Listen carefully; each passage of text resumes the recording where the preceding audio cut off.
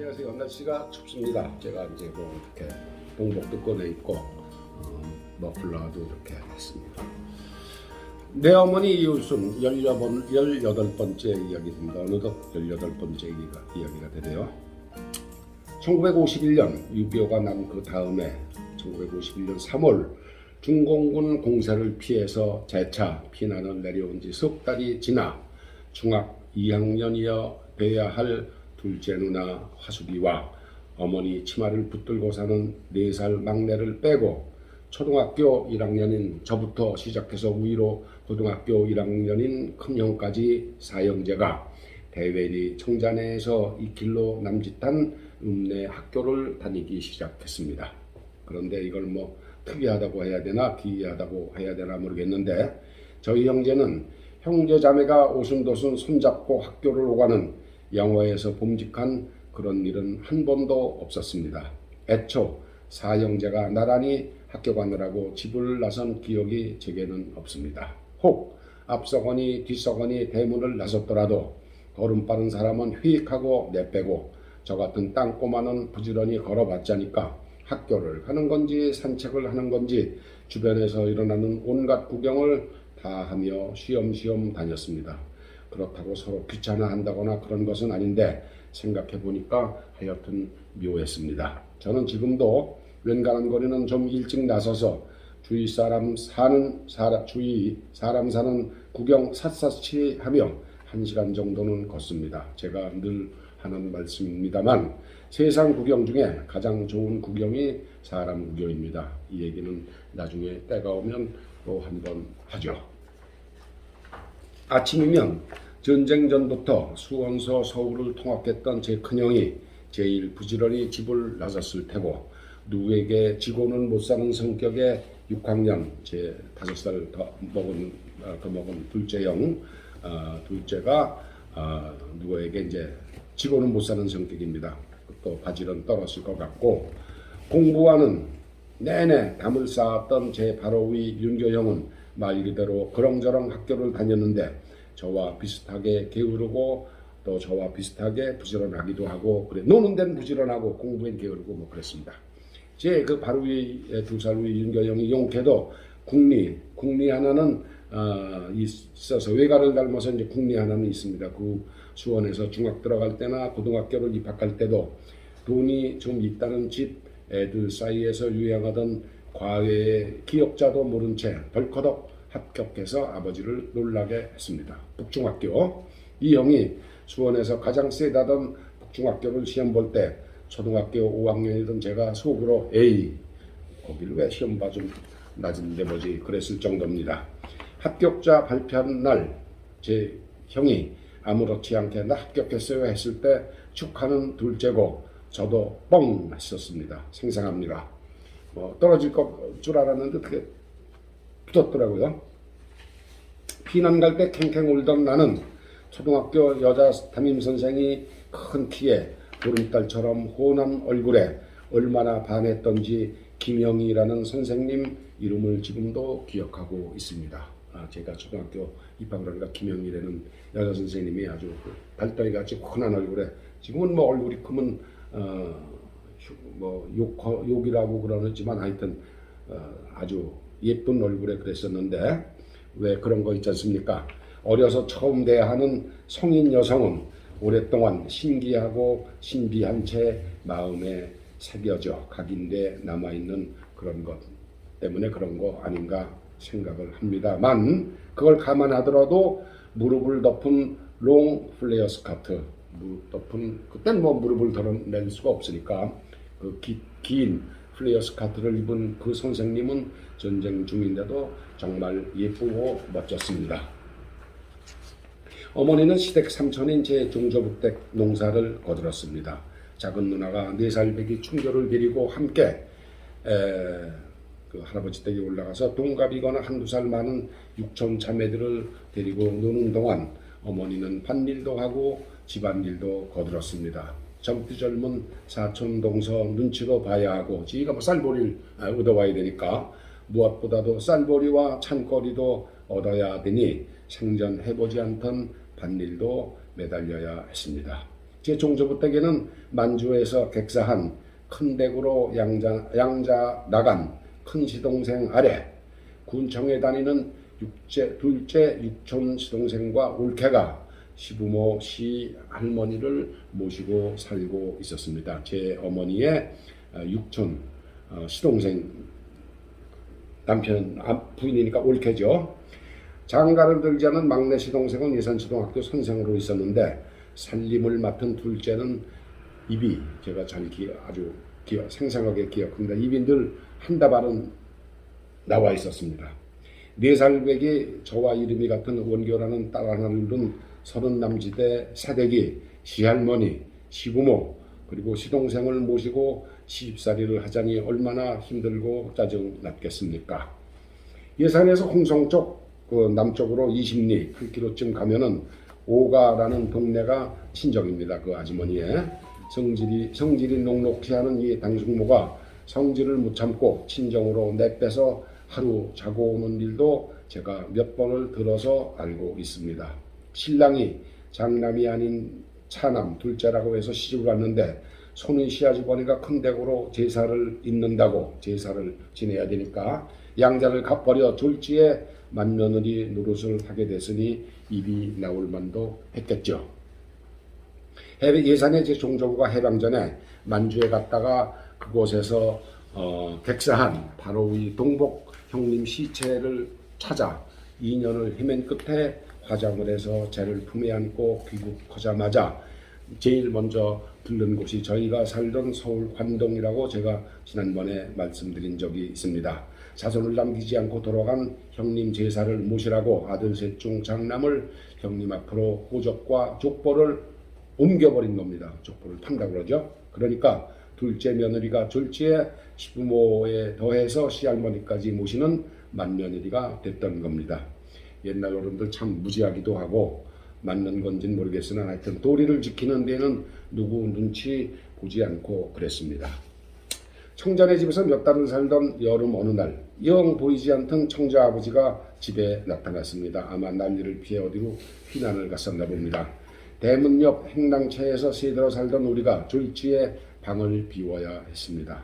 여름방학에 우리는 읍내에서 동북쪽 산골로 걸어서 30-40분은 좋게 걸리는 만석골이라는 산골로 이사를 했습니다. 한 6개월 살고 초가집 서너 채 있는 막다른 동네에서 그중 한 채를 세 얻었는데 나지막한 주위의 산과 논이 모두 환갑을 간 넘었을 어느 영감님 소유였습니다. 어머니는 졸지에 따로난 살림에 당황했는지 고운 소금을 빻고 고운 소금을 사서 그걸 또 빻고 거기에 깨와 고춧가루를 섞어서 반찬이랍시고 만들어 삼각 종이봉투를 만들어 시장에 나가 팔았습니다. 4-5번 그것도 먹는 음식이라고 펼쳐는 놨는데 세상에 소금에 깨와 고춧가루를 섞은 게 무슨 반찬이라고 사람들이 쳐다나 받겠습니까? 이문이 남았으면 얼마나 남았겠습니까? 급한 마음에 시작은 했지만 이마저 제 종조부 귀에 들어가는 바람에 접고 말았습니다. 집에서 따끈한 밥에 이걸 넣고 비벼도 소금이 녹지 않고 이빨에 소금만 으그적 씹혔지 영 반찬은 아니었습니다. 제가 학교 끝내고 시장에 가서 어머니와 함께 있다가 만석골 집으로 같이 오기도 했습니다. 제가 요즘도 아주 따끈한 쌀밥에 달걀을 깨넣고 비벼 먹는 걸 참 좋아하는데 이럴 때는 간장 대신 가끔 병에 든 양념 소금을 넣고 비벼 먹습니다. 그럴 때면 예산에서 깨소금을 반찬으로 팔던 어머니 생각을 합니다. 사람은 구질구질하고 고생스러운 일일수록 더욱 강렬하게 그리고 오래 기억에 남는 모양입니다. 우리 형제는 예산읍내에서 여름방학 시작할 때까지 한 학기, 만석골로 옮겨서 겨울방학 시작할 때까지 나머지 한 학기 이렇게 1년을 보냈습니다. 학교에 다녔습니다. 저와 바로 위에 윤교영은 어머니가 만든 누런 두꺼운 광목 사리마다에 란닝구 하나만 달랑 걸친 채 학교를 걸어 다녔습니다. 가방은 모두 보자기에 책을 싸서 들고 다녔고 가방이라는 건 있을 수가 없죠. 점심시간에 수업을 마쳤으니까 도시락 쌀 일도 없었습니다. 제가 사리마다라고 그랬는데 처음 들어보시죠? 1번 말입니다. 속 팬티 속옷을 사림하다라고 그럽니다. 그거 하나만 달랑 입고 학교를 다녔습니다. 런닝 셔츠, 제가 런닝구라고 그랬는데 런닝 셔츠는 런닝도 아닌 일본말로 런닝구라고 그랬습니다. 제가 그래서 지금도 가끔 농담으로 뭐 사림하다 런닝구 하고 해서 집사람한테 야단 맞고 그랬습니다. 뭐 검은 고무신을 신고 다녔는데 검은 고무신에 여름에는 양말도 없어서 발 뒤꿈치가 벗겨져 툭 하면 피가 흘렀습니다. 나이도 어렸고 주위에 하소연할 때도 없고 막무가내로 견뎠던 그런 기억이 생생합니다. 모두들 너나 할 것 없이 형편이 똑같았습니다. 집에서는 쌀과 보리, 옥수수 알갱이, 밀가루를 배급받았는데 1년 후 영등포로 올라가 도림동 우신초등학교 2학년에 편입하니까 그곳에서는 점심시간에 우유도 끓여서 한 양재기씩 주기도 하다가 아예 가루 우유를 학생들에게 배급하기도 했습니다. 이 우유를 밥할 때 쪄서 먹었는데 탈지 기름을 안 뺀 그냥 소에서 짠 걸 바로 말려서 가루로 만든 탈지 우유를 안 한 우유이기 때문에 생우유라 툭하면 설사를 했습니다. 제 주변에서도 아주 설사를 많이 해서 화장실에 가보면 그냥 변이 막 퍼져 있고 그랬었어요. 만석골에서 이제 예산초등학교를 가자면 금호 초등학교라고 하는 역사도 비슷하고 크기도 꽤 큰 비슷한 학교를 지나가는데 제가 이제 거길 지나가면서 금호 거짓대들아 깡통을 옆에 차고 예산학교로 강냉이여 들어오너라 이런 노래를 부르고는 했습니다. 누가 누굴 거지라고 놀릴 수도 없이 몽땅 거짓골인데 지금 텔레비전으로 보시는 아프가니스탄이나 아프리카 어느 나라 내전에 헐벗은 아이들보다 나을 것이 하나도 없는 그런 처지에서도 어린애들은 예나 지금이나 천진했나 봅니다.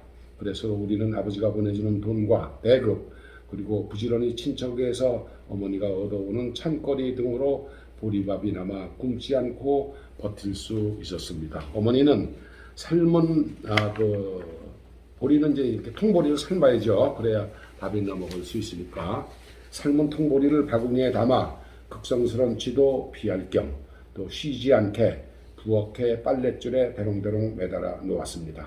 바람이 통하니까 삶은 보리가 쉬지 않도록 지금 쥐들은 이런 삶은 생보리는 쳐다도 안 볼 겁니다. 아마 새우젓 그리고 별 볼 일 없는 채소 나부랭이 나물 그리고 깨소금을 반찬으로 몇 달을 먹다 보니까 제 아우 충격과 비타민 부족으로 야맹증에 걸렸습니다.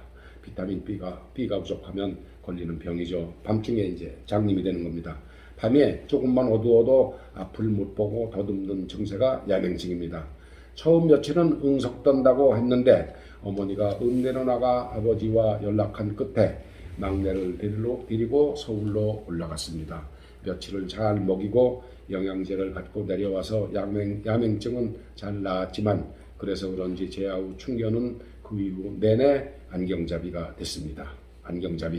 안경잡이라고 제가 그러니까 참 무식한 단어죠. 연료가 어디 있겠습니까? 연료란 말 자체가 고급 단어죠. 그냥 뗄나무입니다. 뗄나무.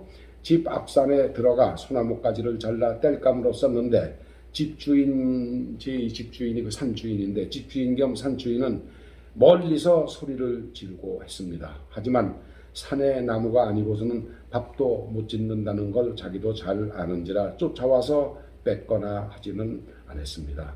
소나무가지를 청설가지라고 했는데 이게 뚝뚝 부러져 나가는데 주인도 속상했겠죠. 전쟁이 나면 온 산이 다 벌거벗을 수밖에 없습니다. 전쟁이 아닌데도 북한이 지금 벌거벗은 산 그꼴입니다. 쑥을 뜯어 밀가루로 쑥떡을 해먹는 건 그래도 양반이고 쌀겨를 곱게 한 번 더 찢고 갈아서 쌀겨를 이제 곱게 한 번 더 찧어서 이렇게 갈아가지고 가는 채로 이렇게 채로 쳐서 내린 고운 가루가 있습니다. 밀가루도 부족하니까 이 고운 쌀겨를 밀가루와 섞어서 쑥개떡을 만들기도 했습니다. 나고씨 쑥개떡 먹어봤어요? 먹다 보면 이렇게 겨가 혓바닥 찔려고 그래요. 어머니는 막걸리로 밀가루를 불려서 속에 콩이나 자주는 아닙니다만 귀한 팥, 그것도 없으면 배급받은 강낭콩을 넣고 빵도 부지런히 쪄냈습니다. 아무것도 넣지 않은 지금의 그 중국빵이라는 게 밀가루에서 아무것도 안 넣죠. 그것도 만들었습니다. 하여튼 속에 들어가서 배고픈 걸 면할 수만 있다면 안 하는 것 없이 뭐든지 닥치는 대로 만들어 먹였습니다.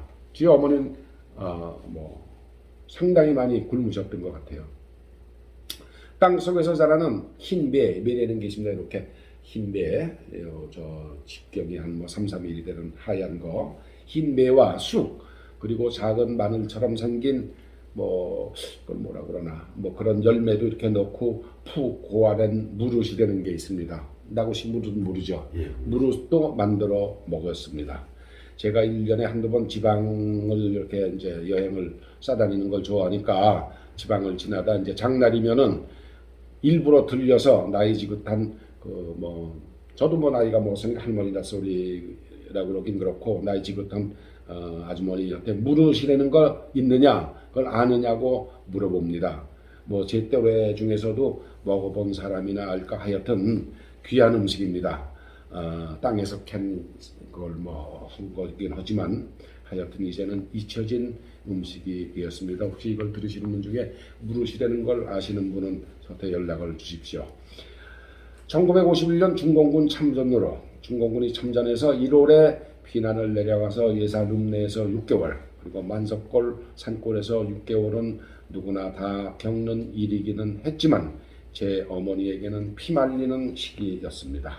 남편과 큰딸이 서울로 올라가 있지만 그렇다고 풍족하게 먹을 만큼 돈을 송금해 주는 것도 아니었을 텐데 당장 눈앞에서 애들 5이 먹이 물어오는 어미새 기다리듯이 쪽쪽대고 기다리는데 그때 어머니 심정이 어땠을까? 제가 그 생각을 하면은 먹먹해집니다. 다음 주에 뵙겠습니다.